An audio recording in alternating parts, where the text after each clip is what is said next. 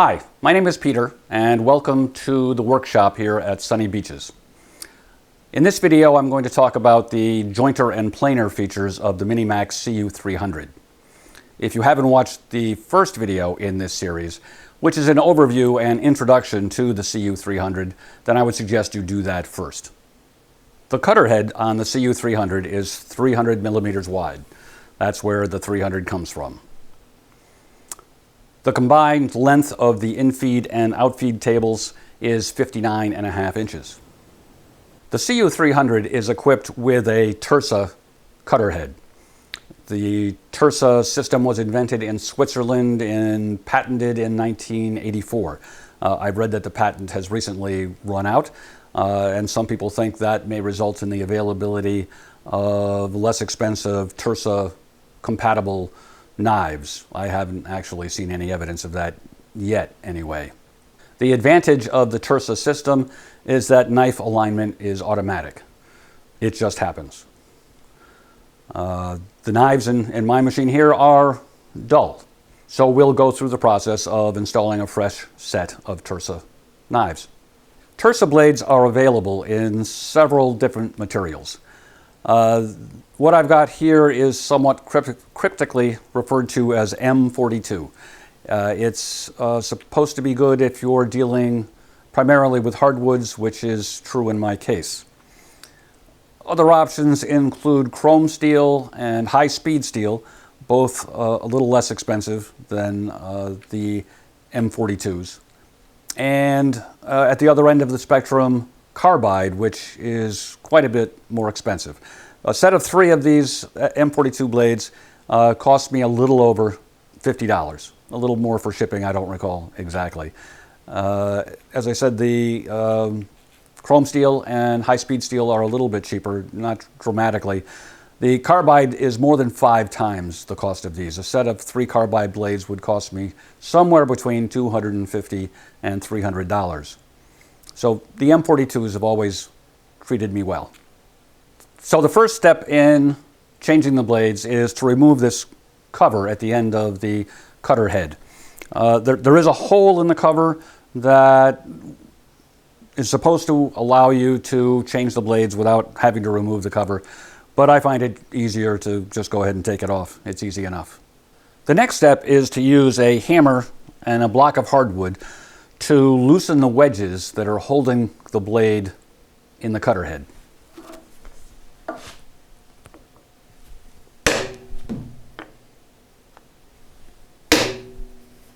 The technique is to put the edge of the block right up against the base edge of the wedge.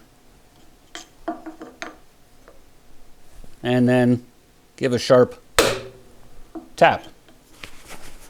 Even a dull blade is still sharp enough to cut, so a little protection is in order. Rotate the cutter head slightly until the knife lines up with the hole. And push it out. There we go. This is what the new blade looks like. It's got 2 edges on it, actually. So when one edge gets dull, you flip it over and use the other. And to install the new blade,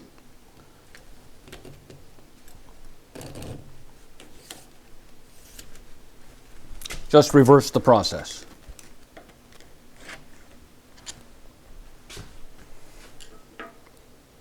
There's no need to do anything to reset these wedges. They will be reset by centrifugal force the first time the machine is run.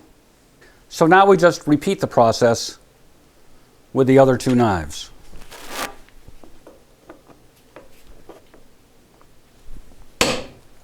Note that there's a little bit of leeway in where you exactly can set the knives. And one of the great things about that is if you hit something that leaves a nick in all 3 of your blades, which then leaves a small ridge in the surface of your board, you can usually eliminate that just by shifting one of the blades a little bit, not that much, but a little bit to one side or the other. Once all 3 knives have been replaced, simply run the jointer to lock them in place.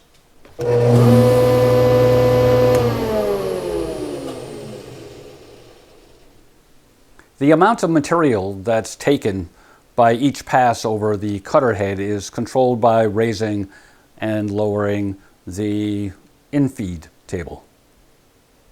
That's done using a handle underneath the table here. Turning that handle counterclockwise lowers the table. Turning it clockwise will raise it. I usually set that at about a 32nd of an inch.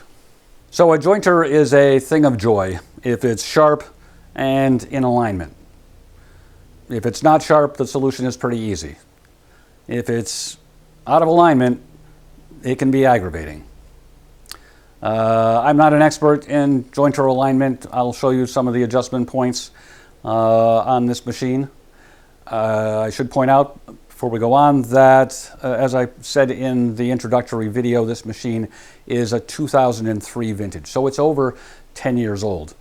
And looking at some pictures on the MiniMax site, it appears that they've made some significant modifications to the design of the jointer tables. These 2 tables rotate up independently. In the current design, the 2 tables appear to rotate up as a unit. So clearly some significant changes have been made in the whole design of the hinging and rotating process. So a lot of what I might show you here probably won't apply there. Hopefully the changes are an improvement. So the alignment process begins with the outfeed table. You want it set so that the height of the table matches the knife at the top of its rotation. So we need to look under the table to see what's going on.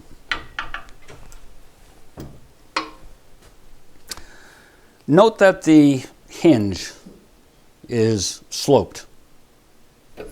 So adjusting the height of the outfeed table on the hinge side involves adjusting the position of the table along this hinge. And that's done by turning this assembly down here with a wrench. On the side away from the hinge, the height of the table is controlled by these 2 bolts. When the table is down, they rest on this part of the machine frame here. Note that this bolt has nothing to do with the alignment per se. It's part of the latch mechanism. So to adjust the length of these bolts, which will in turn adjust the height of the table, you would loosen the locking nuts. And then you can put the table down. And those bolts have hex indentations in the end of them, so they can be turned and adjusted from the top of the table, which does make the process much easier than it would be otherwise. So for the infeed table, of course, the issue is not its position relative to the planer knife. It needs to be coplanar with the outfeed table. And we have a similar adjustment points here on the side away from the hinge with the 2 bolts. But on the hinge side, there really is no adjustment. Or if there is one, it escapes me. So that was unfortunate, because when I put a long straight edge on this, I found that the infeed table fell away just a little bit on the hinge side towards the back. So what I needed to do to fix that was loosen up the hinge and shim it, and then retighten it, of course. So this is just a little piece of aluminum can, soda can, that's under there, which was enough to do the job. Of course, a jointer needs a fence. The fence that MiniMax provides with the CU300 is kind of like a big table saw fence. It's got a rail back here, and the fence can be positioned anywhere along that rail. The fence is tippable between 45 and 90 degrees. There are adjustable stops for 45 and 90. There's a scale for reading settings in between. That scale is not adjustable. I should point out that for ease of storage, I have removed this guard from the fence. It's intended to be attached here so that it will cover whatever part of the cutter head is exposed behind the fence. But it really does get in the way for storage, so I have removed it. In some instances, I'll just place this on the table to provide the guard function.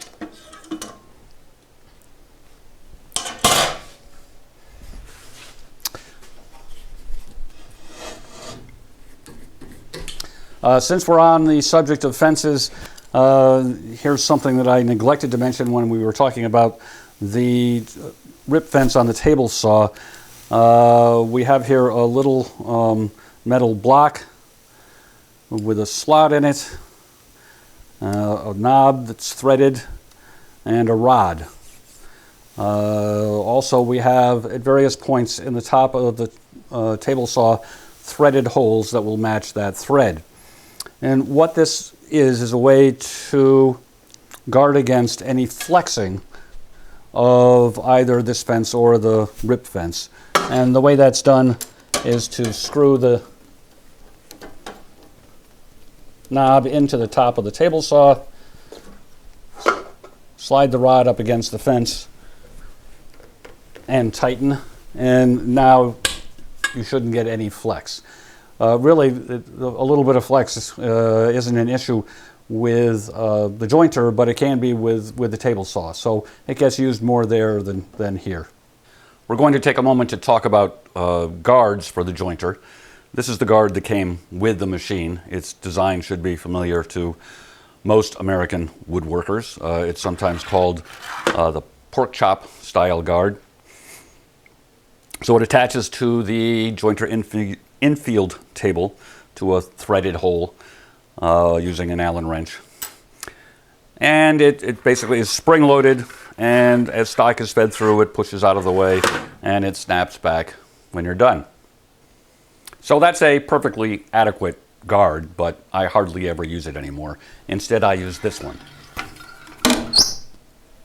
This is another piece of equipment I picked up at that training class in Austin. It's a little bit more versatile than the standard guard, and the real key benefit of it is it moves out of the way in just a second. So there are two modes of operation with this guard. One is when edge jointing, you pull the guard back just far enough to allow the board to pass by between the guard and the fence, and you have the guard down close to the table. For face jointing, position the guard close to the fence and allow it to raise above the table far enough for the board to pass underneath. The sawdust port for the jointer is underneath the in-feed table. One last topic I'm going to touch on here while discussing the jointer is the horizontal mortising table, which is mounted here on this side of the machine. It does come off, and it's a pretty easy job to take it off. But if I did take it off, I'd have to find a place to store it, and I don't really have one. So I just leave it on, and I find it doesn't really get in the way. There are a couple things I do to reduce the impact of leaving the table attached. This is the handle that controls the left-right motion of the table, and I partially disconnect that and then slide it down below the surface, work surface of the table. There's a second handle that attaches here that controls the in and out motion of the table, and I remove that altogether. Here at the front of the machine is the control panel. This is the on-off switch. And this is the function selection switch. It's currently set for the table saw. Logically enough, if we move the switch to the right, it will now power the jointer and planer. If you watched the CU300 table saw video to the end, then I hope you remember our one board project. Unfortunately, this is not that board. This is actually the cutoff board, and it has some pretty bad checking in it. But I've already jointed the real board, and unfortunately I lost the audio on that clip. So we'll just joint this board up for demonstration purposes.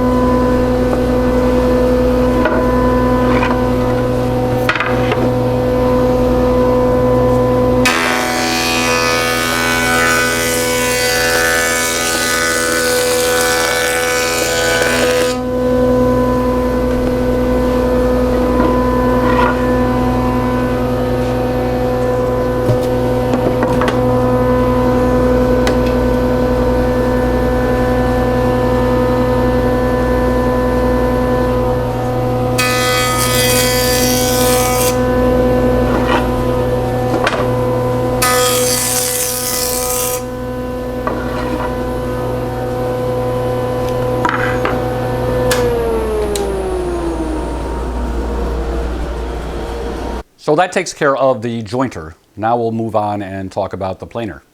To access the planer, we first need to raise the jointer tables.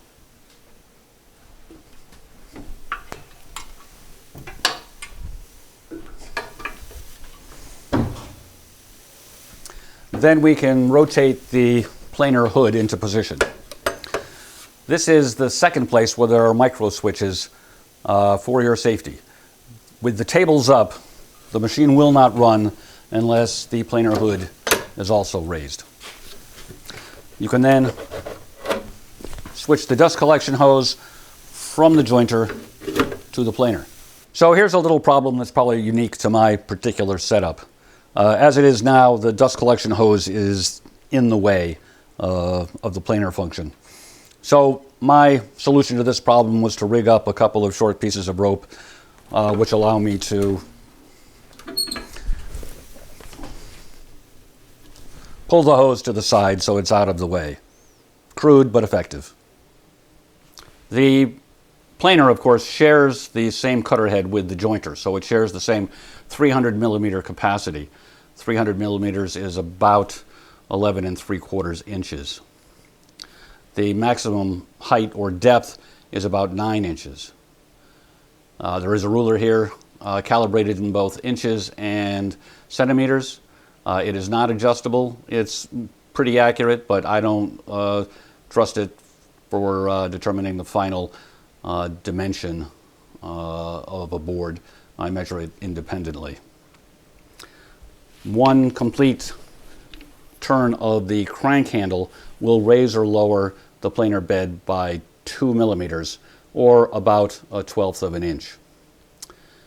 In order for there to be enough room for the jointer and planer sawdust ports, when the jointer tables are lowered, the planer table needs to be down to at least the 4-inch mark. So planing a board to thickness usually involves a lot of cranking to get it up to about the 1-inch mark. This lever engages and disengages the planer's stock feeding rollers. They should only be engaged when you're actually using the planer. And this lever is a locking mechanism, which I actually never use. Normally when I'm planing, I will raise the table in increments of 1/2 a crank, or about 1/24 of an inch. When I'm approaching my finished dimension, I'll reduce that to 1/4 of a crank, or about a 48th of an inch. Less than 1/4 of a crank, and you may not remove enough material to remove the indentations left in the surface of the board by the infeed roller. So we're going to continue the process of milling this board to its final thickness and width.